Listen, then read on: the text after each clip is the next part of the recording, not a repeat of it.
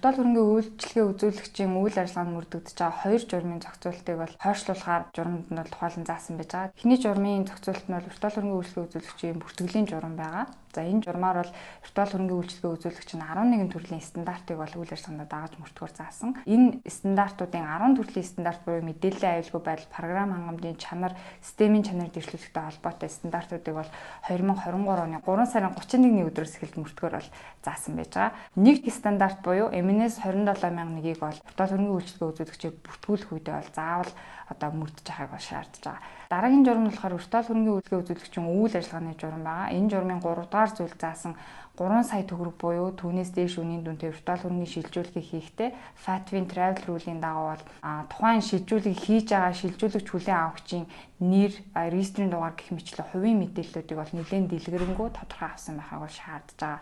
За энэ журмын зохицуулт маань болохоор 2023 оны 7 сарын 1-ний өдрөөс эхэлж хэрэгжгээр ингэж хойшлуулсан байгаа.